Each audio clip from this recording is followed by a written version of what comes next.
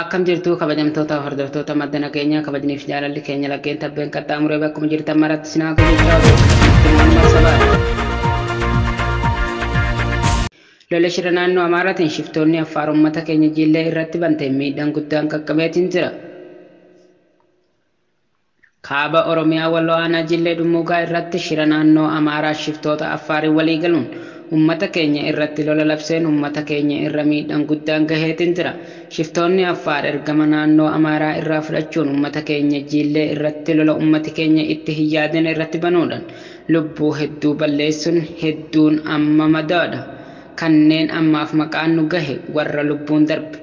Tokko Umar Shee Aliyyi, lama Aliyyi Umaree, sadi Hussein Abdallah, afur Umar Abdallah, shan Hasan Muhammad, jaha Muhammad Adam, torba Abdallah Muhee, saddeet Aliyyi Umar, sagal Muhammad Aliyyi, kudhan Aliyyi Muhammad Hassan.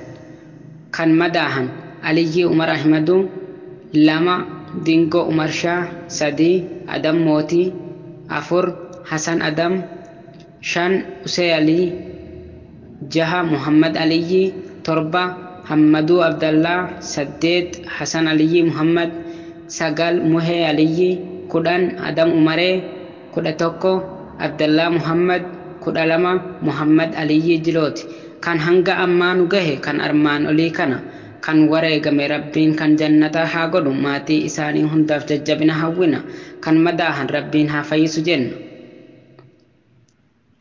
Lola kaaba Oromiyaa godina Walloo Aanaa Jillee Dummuugaa keessatti bitamtoota bilxiginnaa Affaarii fi uummata Oromoo gidduutti tahaa oole kanaan mootummaan naannoo Amaaraa akka harka keessaa qabu Affaar irraa odeessi qabatamaan Oromoo Walloo gahee jira. Mootummaan naannoo Amaaraa shaneen Walloo kee jirti isin lafa qabattanii barbadeessuu qabdan nutis gama keenyan kaan hidhaa kaan tarkaanfii irratti fudhataa jirra jechuun shiftoota gama Affaariin jiran akka jajjabeessaa jiru gabaasi qabatamaan nu gahee jira. Namoonni gabaasa kana nuuf hime kun manguddoo Affaartu manguddoo Oromoo kan wal beektutti bilbilee hime. Ummanni keenyas lolli kun kan Affaar akka hin taane hubatuu qaban kan kana godhaa jiru mootummaa naannoo Amaaraati jechuun afaan isaatiin bilbilee manguddoo Oromoo kanatti hime manguddichi Affaar kun. Ummanni keenya osoo Affaar hadheeffatee loluu hin taane mootummaa shiftaa kana irratti xiyyeeffatuu akka qabu ergaan roga hundaan darbuu qaba jechaa jiru. Aanaalee biroos lola Aanaa Jillee Dummuugaa irratti banameen kana akka salphatti ilaaltanii akka dirra guutuun raftanii of hin daganne wal qopheessuu qabdan jechuun ergaan darbee jira. Walloo keessatti ilmaan Oromoo hidhuun itti fufee jira. Yeroo ammaa kana manni hidhaa magaalattii qabdu guutee namni ala keessa taa'aa akka jiru odeeffannoon maddana keenyaa dhaqqabe ni addeessa.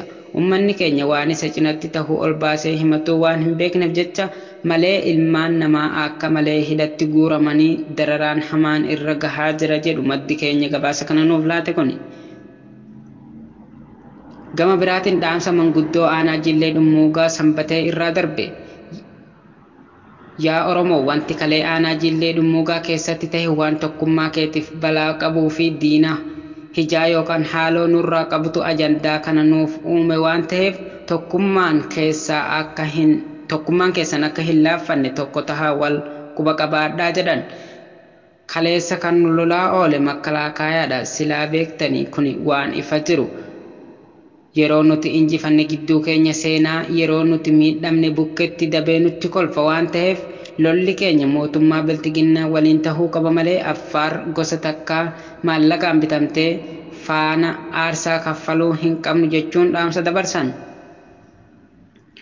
Ilmaan Oromoo aanaa Arxummaa fursee jiraatan jaarsoliin mataa arrii yookaan manguddoonni rifeensa adii Affaa qoriitiin ta'us Affaa Arxummaatiin ta'us deemaa Affaar gosa moodottoo jedhamutti dubbadha akka lola kana dhaaban godha. Namni lola kana nurratti gaggeessaa jiru Affaar keessaa moodottoo gosa jedhamu kana jechuun manguddoon Aanaa Jillee Dummuugaa ergaa kana isiniif dabarsanii jiru. Miidiyaan Itoophiyaa keessaa hundi duula ilmaan Oromoo Walloo irratti banee jira. Duulli kun eegaa hidhattoonni Affaar qotee bulaa Oromoo irratti lola bantee as akka ta'e hubatamee jira. kan qeerroon Oromoo gocha maqaa balleessii kana akka ofirraa dhaabu ergaan darbee jira. Oduma itti aanu Wallagga Lixaa Aanaa Sayyoo Noolee ganda lalistuu Geecoo jedhamutti warri harkaaf harma muraa bare ilmaan sirna duraanii leellisuu kan Abiyyiin bobbaafaman guyyaa har'aa hagee 30/2021 shaneef qawwee laatte jechuun jaarsa obbo Mitikuu Leencoo jedhamu umrii manguddoo waggaa 55 olii tahuu waraanni Biltsiginnaa gurra irraa kukkutanii booda mana jireenyaa isaa abiddaan gubanii saawwa isaa saamanii kaan qalataniiru.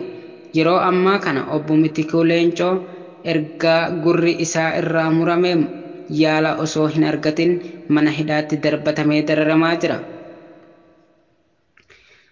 Viisteroomina isaa akka kanaas nu daawwachiisaa jenna ergaa Oromiyaa fi uummata Oromiyaa ilaaluu tahee uummataan akka gaggeessan abdii qabna jedhame. Egaa daawwattoota keenya oduuleen biyya keessa qabannee dhiyaanne kanan gammaatti daawwattanidha.